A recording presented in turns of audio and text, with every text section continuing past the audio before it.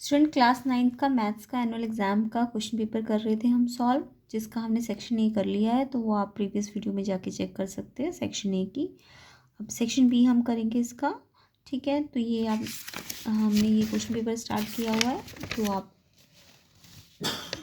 Annual examination 22-23 session का maths का class 9th के लिए, तो जिन बच्चों का एग्ज़ाम अभी नहीं हुआ है उन्हें ये अच्छी तरह से करना है ताकि आपके एग्ज़ाम में अच्छे नंबर आए। इसके अलावा प्लेलिस्ट में और भी बहुत सारे सैम्पल पेपर है 9th क्लास के मैथ्स के, तो वो वहाँ से जाके आप फाइनल एग्ज़ाम की जो प्लेलिस्ट है 9th क्लास की मैथ्स की, उसका डिस्क्रिप्शन में भी मैं लिंक दे दूँगी। तो वहाँ से जाके आप पूरी प्लेलिस्ट को कीजिए ताकि आपकी मैथ्स की प्रैक्टिस अच्छी तरीके से हो सके। तो अब हम इसका सेक्शन बी करेंगे। सेक्शन ए आप प्रीवियस डिस्क्रिप्शन में लिंक में देख लेना, उसकी वीडियो आपको मिल जाएगी। तो सेक्शन बी का 21st क्वेश्चन देखिए। Two side of a triangle are 13 centimetre 14 centimetre, दो साइड गिवन है और सेमी पेरीमीटर भी आपको गिवन है और एरिया निकालना है। तो ये क्वेश्चन तो हीरोन फॉर्मूला से सबको आता होगा। एक साइड दी है, सेकंड साइड दी है, बट थर्ड नहीं दी है, बट सेमी पेरीमीटर दिया है। तो एक्चुअल में सेमी पेरीमीटर का आप क्या लगाएंगे, फॉर्मूला लगाएंगे। सबको पता है सेमी पेरीमीटर क्या होता है, पूरा पेरीमीटर को 2 से डिवाइड करते हैं। पेरीमीटर मतलब तीनों साइडों का टोटल करो और सेमी है तो 2 से डिवाइड करो, तो ये होता है सेमी। और सेमी आपको 18 दिया है और ये ए आपको 13 दिया है, बी 14। तो यहाँ से ए प्लस बी प्लस सी निकालोगे तो 18 2 से 36 आ जाएगा। ए आपको पता है, बी भी पता है, सी आपको नहीं पता है, तो ये आप सी ऐसे करके यहाँ से निकाल लेना। टोटल पेरीमीटर में से इन दोनों को माइनस कर देना, तो सी आ गया 9। अब आपको एरिया बोला है ना ट्राइंगल का, तो ट्राइंगल का एरिया जब आपको तीनों साइड दी होती है तो हीरोन फॉर्मूला लगाते हैं। रूट एस मतलब सेमी पेरीमीटर, उसमें से एक बार पहली साइड माइनस करो, फिर दूसरी साइड माइनस करो, फिर तीसरी साइड। तो एस हमारा 18 दिया था, 18 में से ए कितना है 13, उसको माइनस करेंगे। बी 14 है, माइनस करेंगे। सी कितना है 9, 18 माइनस 9। अब यहाँ से 18 माइनस 13 करोगे तो कितना आ जाएगा 5। 18 माइनस 14 करोगे तो 4 और 18 माइनस 9 करोगे तो 9। अब आपको दिख रहा है ये रूट है। रूट के अंदर क्या होता है, अंदर हम फैक्टर करेंगे, जो भी पेयर में आएगा उसको रूट से बाहर निकाल लेंगे। तो देखिए 18 के फैक्टर कर लो, ऐसे करके सबको आते होंगे प्राइम फैक्टर करने। 18 के प्राइम फैक्टर कर लेना, 3 9 ज़ा, 3 3 ज़ा, 3 6 ज़ा, सॉरी 3 6 ज़ा, 3 2 ज़ा, फिर 2 से, तो 3 3 2 इसके प्राइम फैक्टर मिल गए। ठीक है, ऐसे ही 5 के तो एज इट इज़ हो गए। 4 का क्या हो गया 2 2 जा, 9 का क्या होगा 3 3 जा।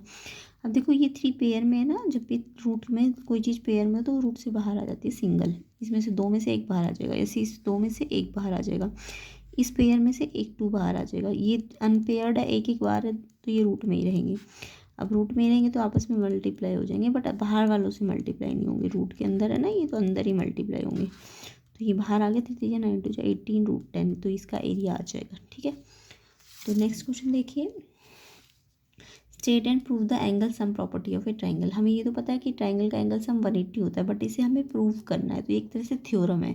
तो थ्योरम देखिए कुछ स्टेप्स होते हैं थ्योरम के। सबसे पहले आपको एक ट्राइंगल बोला है तो ट्राइंगल आप बना लेना। ये हमने ट्राइंगल बनाया ABC, यानी कि आपको गिवन क्या है, पहला स्टेप गिवन क्या है ट्राइंगल ABC, और प्रूव क्या करना है, इन तीनों का सम जो है वो 180 है। ठीक है, कंस्ट्रक्शन करनी पड़ेगी इस थ्योरम के लिए हमें। ए से हमने क्या किया, एक XY लाइन खींची through a A, draw a line XY। कैसे खींची, XY की BC के पैरेलल हो जाए, तो इस तरीके से हमने खींची। अब हमें पता है क्योंकि ये पैरेलल लाइन है, तो पैरेलल लाइन की क्या प्रॉपर्टी होती है, अगर पैरेलल लाइन को कोई ट्रांसवर्सल लाइन काटेगी तो इधर वाला एंगल इस साइड के एंगल की, अगर इस लाइन के मैं अगर अंदर की बात करूँ तो ये जो ऐसे एंगल होते हैं अल्टरनेट होते हैं, तो ये एंगल इसके साथ अल्टरनेट बना रहा है और ये वाला एंगल इसके साथ अल्टरनेट बना रहा है ना। तो एंगल 1 तो बी के इक्वल हो जाएगा और एंगल 2 सी के इक्वल हो जाएगा अल्टरनेटिव के, क्योंकि लाइन पैरेलल है। कंस्ट्रक्शन से ना, कंस्ट्रक्शन हमने कर दी थी। तो अब हमें पता है कि ये क्योंकि एक लाइन है XY, तो हमें ये भी पता है लाइन की एक प्रॉपर्टी होती है, लाइन में जितने भी एंगल होंगे, ये तीनों एंगल, ये लाइन में तीनों एंगल का सम कितना होता है 180। तो 1 की जगह हम रख देंगे B और 2 की जगह रख देंगे C। ठीक है, तो यहाँ से हमारा ABC कितना आ जाएगा 180। तो यही तो प्रूव करना था हमें, तो ये प्रूव हो जाएगा। तो इस तरीके से ये थ्योरम प्रूव करनी है। नेक्स्ट क्वेश्चन देखिए, आइडेंटिफाई करना है quadrant of the following point. ये 4 पॉइंट गिवन है आपको, इसके क्वाड्रेंट्स पूछिए। तो क्वाड्रेंट मैंने अभी थोड़ी देर पहले आपको सेक्शन ए में बताया था कि क्वाड्रेंट कैसे फाइंड किए जाते हैं।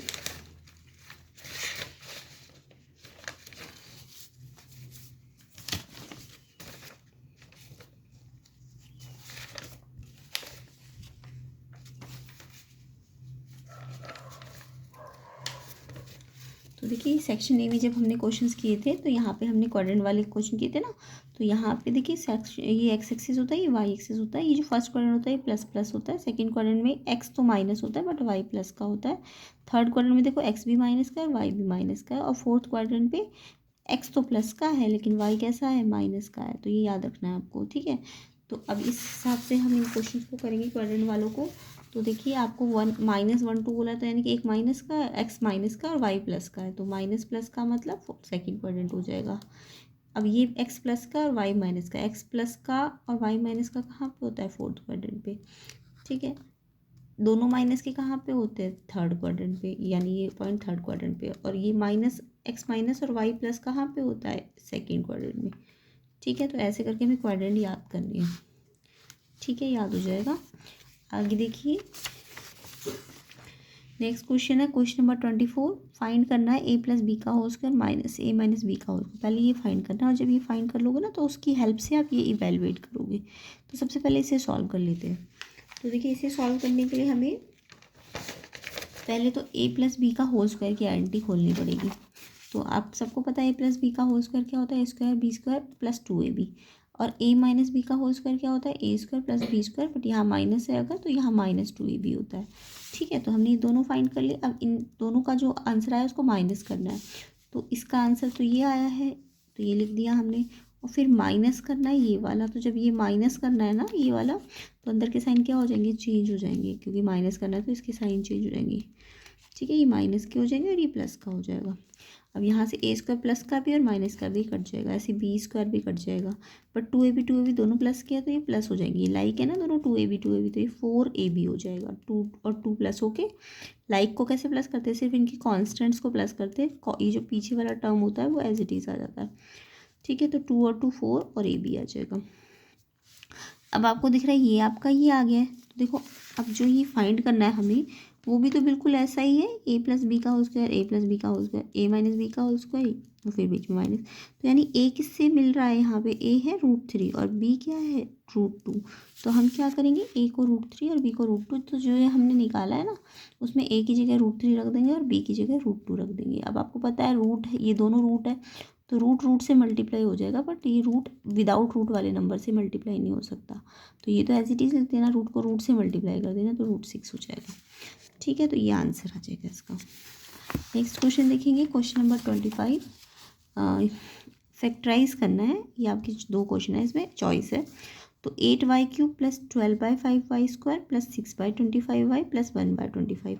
तो आपको ये दिख रहा है कि यहाँ पे ना ये एक्सपेंशन वाला फॉर्मूला है, यानी कि ये किसी ना किसी फॉर्मूले से निकल के आया है। तो जब भी एक्सपेंशन वाला फॉर्मूला हो तो हम क्या करते हैं, देखो ये क्यूब है ना, तो इसको पूरा होल क्यूब बनाओ, इसको भी पूरा क्यूब बनाओ, a³ b³ और a³ b³ होगा तो अंदर क्या होगा 3a² b 3ab² है ना, ये आइडेंटिटी बने ना a³ b³ 3a² b plus 3ab²। तो जब यहाँ क्यूब क्यूब हो तो हमें ये अंदर वालों को 3a² b और 3ab² बनाना होता है। तो इससे हमें यहाँ दिख रहा है ये क्यूब इस सिर्फ वाई पे लगा है, तो इस पर भी लगाना पड़ेगा, तो ये 2 बन जाएगा। 2 का क्यूब क्योंकि 8 होता है ना, तो इकट्ठा क्यूब लगा देंगे। ये क्यूब सिर्फ वाई पे है, 8 पे नहीं है, तो इस 8 को भी क्यूब में बदल दो, 2 का क्यूब, तो 2 वाई पे होल क्यूब लग गया। ऐसे ही 1/25 किसका क्यूब होता है, 1 का होता है, और 125 5 का होता है, तो 1/5 का क्यूब। अब हमें ये ए मिल गया और ये क्या मिल गया, बी मिल गया। तो a³ b³ और बीच में क्या होता है 3a² b और 3ab², ये होता है ना। तो यहाँ पे हम 3 एज इट इज़ अपनी तरफ से लिखेंगे। ए क्या मिल गया हमें, ए मिल गया ना 2y, उस पर स्क्वायर लगा देंगे, और बी क्या मिला 1/5, ये तो ऐसी का ऐसी सिंगल होता है। फिर एक बार 3 ए एक बार होगा, यानी कि ए ये है, और बी कितनी बार होगा 2 बार, तो बी कितना आया हमारे पास। जब ए और बी निकल जाए ना तो फिर ये तो हम खुद ही बना लेंगे इसको देख के। तो ए कितना है 2y और बी क्या है 1/5, और इस पर अब की बार इस पे स्क्वायर लगेगा। अब आप इसे खोल के देखना तो ये आपको यही मिल जाएगा, इसको भी खोलोगे तो ये मिल जाएगा, ठीक है। तो यानी कि हमें यहाँ से पता चल रहा है ये क्यूब है और ये भी क्यूब है, तो ये a³ है, ये b³ है, तो अंदर क्या बनना चाहिए, आइडेंटिटी बननी चाहिए। अब ये आइडेंटिटी किससे आई है, इससे आई है, तो हमें ये खुली हुई आइडेंटिटी दी है, तो हमें इसको इस फॉर्म में लाना है, a प्लस बी का होल क्यूब। a मिल गया कितना था 2y, और b मिल गया ये कितना है 1/5, उस पर होल क्यूब। जब भी एक्सपेंशन वाला फॉर्मूला हो तो उसका ये जो कॉन्ट्रैक्शन ये वाला किस फॉर्मूले से ये निकल के आया वो उसमें हमें खोलना होता है, ठीक है। तो ये एक्सपेंशन वाला था इसलिए ये ये फॉर्मूला किससे निकल के आया, इससे। तो पहले हमें ए मालूम कर लेना है, इसको क्यूब को पूरे को क्यूब में बदलो, इसको भी पूरे को क्यूब में बदलो, और फिर ये आइडेंटिटी पता है तो ये अपने आप बना लो, क्योंकि ए भी मालूम चल गया आपको, और फिर ए और बी मालूम है तो उस पर रख दो। तो ऐसे करना है। नेक्स्ट देखिए फैक्टराइज वाला क्वेश्चन, ये भी फैक्टराइज वाला है, बट यहाँ पे क्या है कि ये है ना, जैसे यहाँ तो ये 8 2 का क्यूब बन रहा था और ये भी b का क्यूब बन रहा था, बट यहाँ पे ये देखो 3 किसी का क्यूब थोड़ी ना होता है ना। तो यानी कि ये इस फॉर्मूले में नहीं चेंज हो रहा है। तो हमें ना, हमने क्यूबिक वाले फैक्टराइज एक और तरीके से सीखे हुए हैं। हमने क्या किया, जब भी ये क्यूब वाले फैक्टराइज होते हैं ना, तो हम क्या करते हैं, ये जो कांस्टेंट टर्म होती है इसके फैक्टर करते हैं। जैसे 1 है तो 1 अपनी टेबल में आता है ना, 1 के टेबल में। तो यानी कि अगर मान लो यहाँ 5 होता तो वो 1 के टेबल में भी आता है और 5 में भी, ठीक है। अभी तो 1 है तो सिर्फ ही 1 के टेबल में आएगा। अब हम क्या करेंगे, ये जो पॉलिनॉमियल पूरा है इसमें एक बार x की जगह ना 1 रखेंगे जहाँ जहाँ x होगा, ठीक है। और इसे सॉल्व करके देखेंगे, अगर ये 0 आ गया तो यानी कि ये 1 यानी कि इसका फैक्टर है 1 फैक्टर नहीं है, मतलब अगर ये 1 रखने पे आया ना तो x माइनस 1 इस पॉलिनॉमियल का फैक्टर हो जाएगा। मान लो 1 रख के 0 नहीं आता तो हम फिर 1 की, क्योंकि हम प्लस और माइनस दोनों रख सकते हैं, तो हम -1 रख देंगे। फिर हम -1 रख के देखेंगे x की जगह, तब 0 आ जाए तो x प्लस 1 इसका फैक्टर आ जाएगा। अगर +1 रख के 0 आ रहा है तो x माइनस 1 इस पॉलिनॉमियल का फैक्टर होगा, और अगर -1 रख के 0 आ रहा है तो x प्लस 1 इसका फैक्टर होगा, ठीक है। क्योंकि देखो x इक्वल टू 1 आया ना, यहाँ पे x की वैल्यू कितनी आई है, 1 आई है। तो अगर x की वैल्यू 1 आई है तो x ये 1 यहाँ आके माइनस होगा, तो यानी कि ये जो पॉलिनॉमियल इसका फैक्टर x माइनस 1 होगा, क्योंकि x 1 है ना। तो x इक्वल टू 1 का आता है x माइनस 1 इसका फैक्टर। और अगर x मान लो -1 रख के 0 आता तो यानी कि x माइनस 1 होता, तो ये +1 हो जाता ना, फिर x प्लस 1 हो जाता इसका फैक्टर। तो ये क्वेश्चन ऐसे करना है। तो अगर मान लो 1 रख के भी मान लो 0 ना आता, और अगर यहाँ ये 5 होता तो हम +5 रख के देते इस वाले पॉलिनॉमियल में, तब क्या पता 0 आ जाता, तो x माइनस 5 इसका फैक्टर हो जाता, ठीक है। फिलहाल तो ये 1 ही है तो हम 1 को ही चेक करेंगे। तो +1 रख के हमारा ये 0 आ गया, तो इसलिए 1 रख के 0 आया ना, तो यानी x माइनस 1 इसका फैक्टर है। अगर -1 रख के 0 आता तो x प्लस 1 इसका फैक्टर होता। तो अब हमें इसका फैक्टर मिल गया x माइनस 1। अब हम क्या करेंगे, इस फैक्टर को ना इससे डिवाइड करेंगे, इस पूरे से पॉलिनॉमियल से। तो जब हमें एक फैक्टर मिल जाए तो हम इसे इस पूरे पॉलिनॉमियल से क्या करेंगे, डिवाइड करेंगे। तो जब भी क्यूबिक वाले अगर आइडेंटिटी नहीं बन रही तो हम इसी तरीके से करेंगे, ठीक है।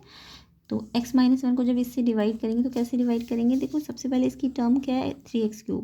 इसकी इस वाली टर्म को हम इसकी आगे वाली टर्म से डिवाइड कर देंगे। तो यहाँ से x कटेगा, x की पावर कितनी बचेगी, 2। तो 3x² आया ना, इस आगे वाले टर्म को इस आगे वाले टर्म से डिवाइड करना होता है, और फिर जो आता है ना वो यहाँ लिख देना होता है, ठीक है। उसके बाद ये जो आया है इसको एक बार इससे भी मल्टीप्लाई करना और इससे भी। तो जब इससे इसको करोगे ना तो ये ऊपर वाला ही एज इट इज़ आ जाएगा, और फिर जब इसको इससे करोगे तो सोचो क्या आएगा, 3x² -1 से करोगे तो 3x² आएगा, और साइन माइनस का आएगा क्योंकि मल्टीप्लाई में एक प्लस और एक माइनस, तो माइनस। तो 3x² को x² के नीचे ही लिखोगे, ठीक है। माइनस, ये साइन भी ध्यान रखना, ये माइनस प्लस है, ये प्लस है और ये माइनस है, तो माइनस का साइन लगेगा। अब ये x² वाली टर्म है तो इसको इसी के नीचे लिखना। मान लो ये टर्म होती नहीं यहाँ पे तो हमें इसे कहीं साइड लिख देते, अभी तो है ना, तो यहीं। अब फिर क्या करते हैं, डिवाइड में हम क्या करते हैं, माइनस करते हैं ना, तो नीचे वाले टर्म्स का साइन चेंज कर देंगे। प्लस है तो माइनस हो जाएगा, ये माइनस है तो ये प्लस हो जाएगा। अब ये तो हमेशा कैंसिल होता है आगे वाला, क्योंकि ये सेम बनाने के लिए तो हमने ये डिवाइड किया था, तो ये तो हमेशा कैंसिल होगा। अब देखो ये माइनस का 1 है और ये प्लस का 3 है, तो माइनस का 1 और प्लस का 3, प्लस का क्या बचेगा 2, तो 2x² बचेगा, है ना। ये लाइक टर्म्स को कैसे करते हैं, सिर्फ कॉन्स्टेंट्स को प्लस माइनस करते हैं, और ये जो इनके पीछे होता है वो एज इट इज़ आ जाता है। और ये 2 टर्म एज इट इज़ आ जाएगी। फिर से वही स्टेप करो, इस वाले आगे वाले टर्म को इससे डिवाइड करो, तो 2x² को आप x से डिवाइड कर लो, तो इस x से एक x कट जाएगा, तो ये 2x आएगा। ये 2x को फिर से आप यहाँ लिख देना, यहाँ पे। अब ये 2x को जब यहाँ लिख दोगे तो एक बार इसको इससे मल्टीप्लाई करना और एक बार इससे करना। तो जब इसको इससे मल्टीप्लाई करोगे तो 2x² आ जाएगा, यही वाला। और जब 2x को 1 से मल्टीप्लाई करोगे तो 2x माइनस 1 से मल्टीप्लाई होगा तो माइनस का 2x आ जाएगा। फिर इसके साइन चेंज कर दो, माइनस, और ये माइनस है तो प्लस हो जाएगा, ये कट जाता है। एक माइनस एक प्लस, माइनस प्लस माइनस, -3 में से जब मैं +2 करूँगी तो माइनस का क्या आएगा, 1। तो ये माइनस का 1x आ जाएगा, 1 आगे लिखो या मत लिखो। ये एज इट इज़। फिर से ये वाला स्टेप करो, इसके आगे वाले को इसके आगे वाले से डिवाइड करो, -x को इसके x से डिवाइड, ये जो आगे बचता है अगर माइनस में ही बचा है तो माइनस यहाँ ले लेना, अगर यहाँ माइनस आ रहा है शुरू में ही, तो ये -x को इसके x से डिवाइड करो, तो x से x कट गया तो कितना आया -1, जो आया यहाँ पे वो यहाँ लिख देते हैं। अब इसको इससे भी मल्टीप्लाई करते हैं और इससे भी करते हैं, तो जब -1 को x से करोगे तो माइनस का x आ जाएगा, और -1 को माइनस से करो 1 से करोगे तो आपको मैंने बोला ना 2 माइनस होते हैं मल्टीप्लाई में, तो वो प्लस हो जाएंगे। तो साइन जब भी मल्टीप्लाई करोगे तो साइन का भी ध्यान रखना, ठीक है। अब ये नीचे वाली लाइन के साइन चेंज हो जाएंगे, सब्ट्रैक्शन करोगे तो ये माइनस का प्लस हो जाएगा और प्लस का माइनस, तो ये देखो एक माइनस और एक प्लस, ये तो कटता ही है हमेशा, अब ये भी कट जाएगा, प्लस माइनस कट जाएगा, तो ये लास्ट में जीरो आना ही चाहिए जब इस टाइप का क्वेश्चन होगा, ठीक है। अगर जीरो नहीं आ रहा है तो आप ऊपर से कुछ मिस्टेक कर रहे हो, ठीक है। अब आपको ये फैक्टर तो मिल ही गया था पहले ही, अब आपको ये भी मिल गया है, बट ये क्वाड्रेटिक में है तो इसको आपको मिडिल स्प्लिट करना पड़ेगा। तो ऐसा वाला क्वेश्चन तो आपको सबको आता है, मिडिल स्प्लिट कैसे किया जाता है, इस एक्स स्क्वायर के आगे जो नंबर है उसको इस कांस्टेंट से मल्टीप्लाई करते हैं, मल्टीप्लाई करके कितना आया 3। अब इस 3 के ऐसे फैक्टर करो कि इसके फैक्टर से प्लस माइनस करके 2 आ जाए, तो देखो 3 1 ज़ा 3 और इसके प्लस 3 और 1 के फैक्टर 3 और 1 आए ना, इसको माइनस करूँगी तो 2 आ जाएगा, तो यानी कि इस 2x को हम इस 3 1 ज़ा 3 को हमने कैसे लिखा 3x - x, ताकि 2x आ जाए, और ये वाला तो एज इट इज़ लिख देना होता है।